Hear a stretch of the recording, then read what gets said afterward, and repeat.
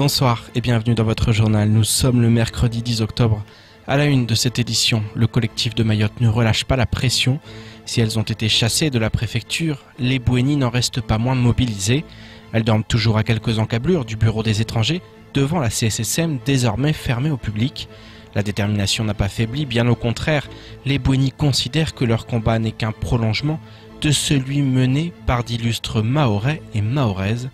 Un sujet signé Abbas Salidi et Daniel Nderagakura. Les forces de l'ordre restent toujours aussi mobilisées pour protéger la préfecture du département. Depuis lundi, les Bouénis ont été chassés mais restent plus que jamais sur le pied de guerre. Pour elles, cette intervention des forces de l'ordre n'a servi qu'à redoubler leur motivation. Donc nous, on a récupéré les trottoirs de la sécurité sociale. On campe là. La nuit, il y a un barrage entre nous et eux. De l'autre côté du barrage, il y a les agents de police et de l'autre côté, il y a les militants qui veulent libérer Mayotte. On n'a pas abandonné la lutte. La lutte ne sera jamais abandonnée. Si ce n'est pas maintenant, ce sera nos enfants, ce sera nos petits-enfants, ce sera nos arrière-petits-enfants. On ne va jamais abandonner notre territoire. Jamais, jamais. Depuis quelques semaines, Mayotte semble vivre au rythme d'un combat vieux de 40 ans. La question de l'indépendance des Comores refait plus que jamais surface et ravive des tensions qui n'ont toujours fait que sommeiller.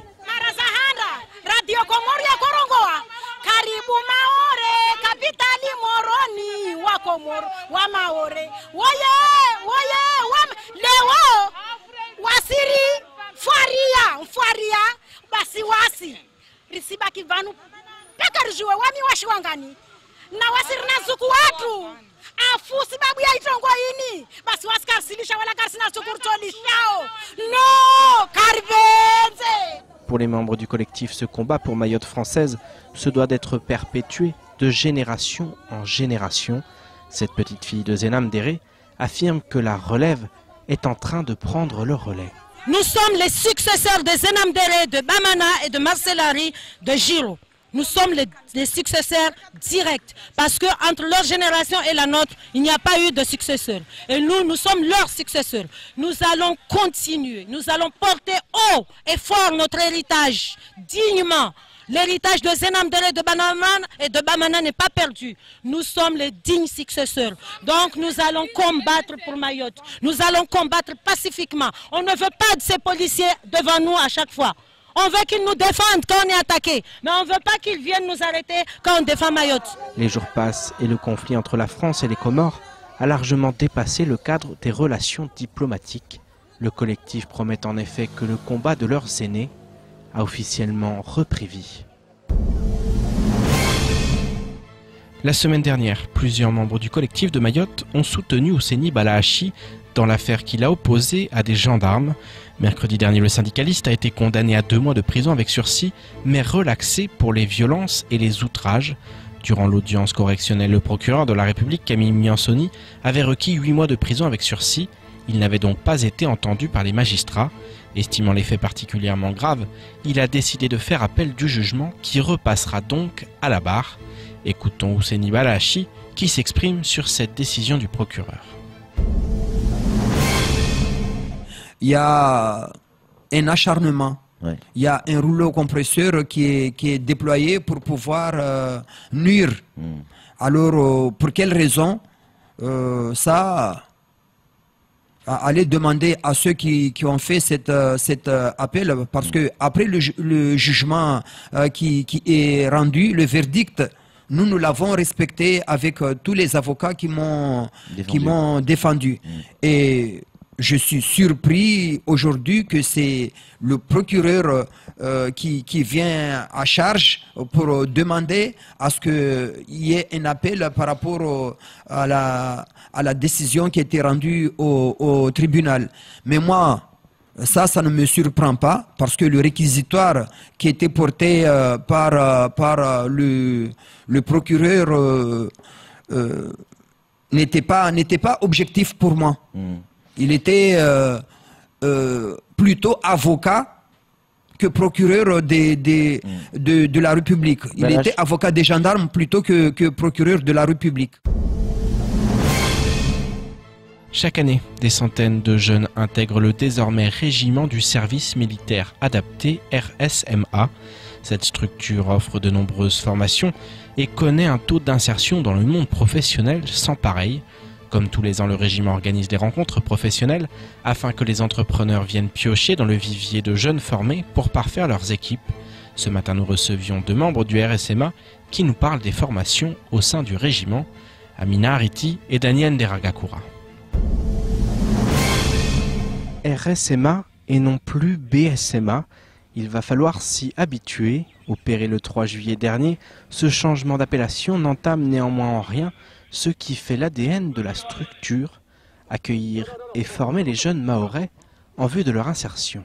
Les jeunes, c'est qui 18 à 25 ans, souvent en déshérence sociale, très éloignés de l'emploi, mais aussi des jeunes diplômés qu'on essaie de redynamiser pour retrouver un emploi assez rapidement. C'est ça le RSM. Ces rencontres professionnelles sont donc l'occasion pour les entreprises locales de venir au contact de ces jeunes formés, mais surtout immédiatement opérationnels. La plus-value d'un jeune qui sort du RSMA pour un entrepreneur, c'est des règles très simples qu'on apprend aux jeunes, on essaie de faire acquérir aux jeunes dans le savoir-être surtout. Ouais. Je pense aux règles d'or comme savoir être à l'heure, être en tenue, travailler en sécurité, respecter son chef, travailler en équipe, des choses qui manquent parfois aux jeunes et dont l'entrepreneur a besoin tout de suite. Et le moins que l'on puisse dire, c'est que la formule a fait ses preuves avec un taux d'insertion particulièrement élevé.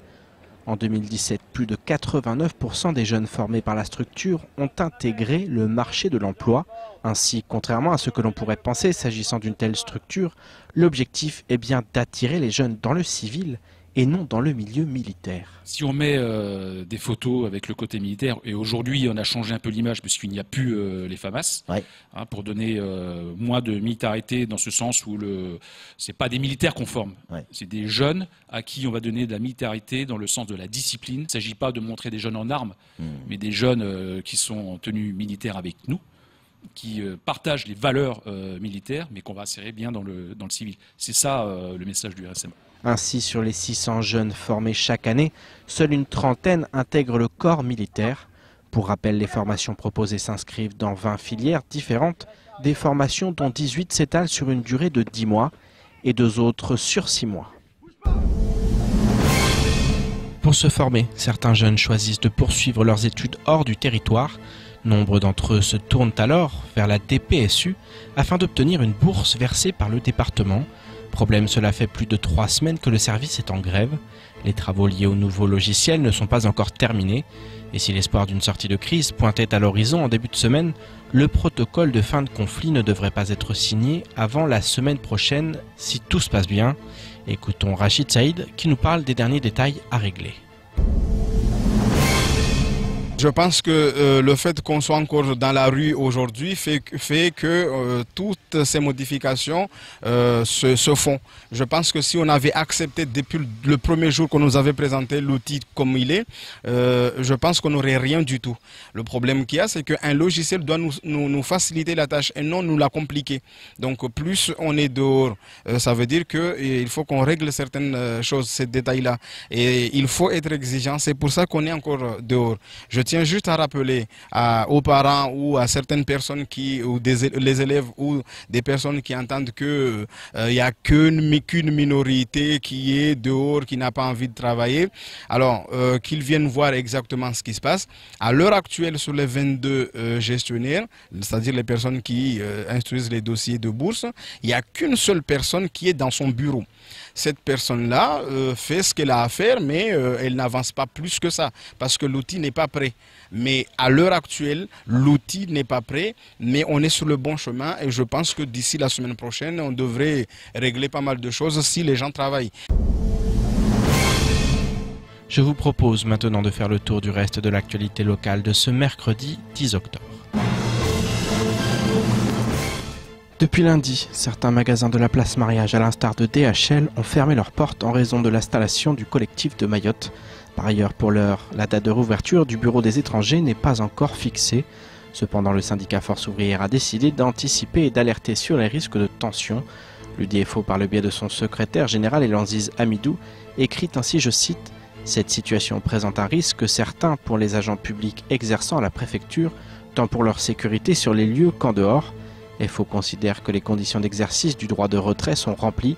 Par conséquent, nous appelons les agents exerçant à la préfecture à ne pas s'exposer pour se rendre à leur lieu de travail au risque d'occasionner des affrontements ou des agressions avec les manifestants. FO appelle à la plus grande vigilance des employés et veillera à ce que leur sécurité ne soit pas sacrifiée. Vendredi matin, après une longue patrouille nocturne, l'équipe de Sea Shepherd et de l'ASVM a repéré un individu suspect sur la plage de Sazilé. L'homme a pris la fuite, mais les volontaires sont parvenus à le retrouver dans le village voisin de Mtsamoudou. L'homme bien connu dans le village a expliqué avoir passé la nuit sur la plage à ramasser des coquillages. Les membres des deux associations ont cependant décidé de fouiller son sac à dos qui contenait 250 œufs de tortue qu'il venait de braconner en pillant les nids sur une des plages voisines. Pour tenter de sauver les œufs, le responsable de l'opération Nyamba 2 et un membre de l'ASVM ont creusé 3 nids sur la plage la plus proche et y ont placé les œufs en espérant que quelques-uns au moins survivront. La Sea Shepherd assure qu'elle compte poursuivre cette mission dans la durée et revenir encore plus fort et plus nombreux en 2019. La DAF a récemment révélé que les tomates vendues au bord des routes sont à nouveau contaminées par un pesticide interdit en France. Le problème devient récurrent et prouve le chemin qu'il reste à parcourir en matière d'agriculture à Mayotte. En attendant, le groupe mauricien SKC pourrait bientôt s'installer sur l'île. Cette entreprise est spécialisée dans la distribution de fruits et légumes dans les hôtels, restaurants ou encore supermarchés. La compagnie est présente depuis près de 25 ans à La Réunion et en Afrique du Sud et doit ouvrir un centre de distribution de fruits et légumes à Mayotte fin 2018, début 2019. SKC travaille également sur un projet visant à permettre aux consommateurs de tracer les produits qu'ils achètent du champ jusqu'à l'emballage. À l'heure du marché des cantines scolaires, les agriculteurs mahorais vont devoir faire face à une concurrence qui tend à devenir régionale. Un mot de football dans votre 19h. Ce samedi, la finale de la Coupe de France se déroulera sur le terrain de Kanikeli. Il s'agit ni plus ni moins que du remake de la précédente finale entre les Diables Noirs de Combani et le FC Mtsapéré. Une revanche pour le FCM qui s'était incliné au bout du suspense. La fête promet donc d'être belle, d'autant que les organisateurs ont mis les bouchées doubles pour éviter tout incident. Écoutons le directeur de la Ligue Aurélien Timba Elombo lors de la matinale de Kwesi.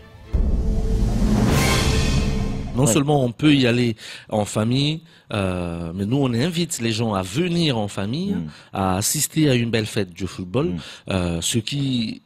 Voilà, les rétroviseurs, ils sont tout petits dans les voitures. C'est justement pour permettre qu'on ait une vue finalement très petite de tout ce qui s'est passé par le passé. Mais on n'oublie pas ce qui s'est passé. On n'oublie pas. Il faut pas que ça recommence. On n'oublie pas. À contrario, la vue vers l'avant est généralement le pare-brise, merci, est généralement plus grand. Donc il faut qu'on regarde vers l'avant et ça c'est important. Donc ce qui s'est passé, ça va, c'est bon.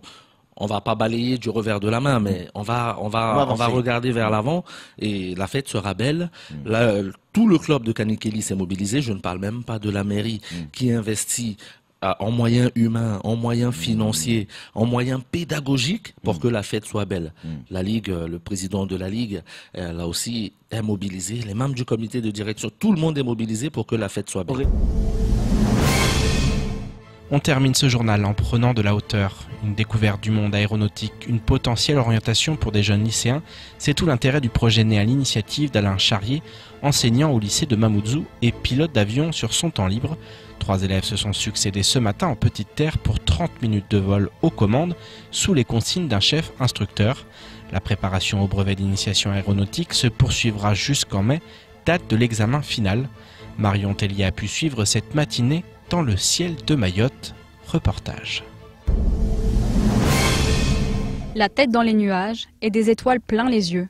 Ce matin, 3 élèves du lycée de Mamoudzou Nord découvrent leur île sous un nouveau jour. Ils ont en effet eu la chance d'effectuer un vol d'initiation au départ de l'aéroclub des ailes mahoraises à Pamandzi. À bord, la concentration règne. L'instructeur donne les premières consignes. On leur a expliqué les principaux instruments qui vont leur permettre de comprendre leur vol. On leur a expliqué comment l'avion et pourquoi l'avion volait.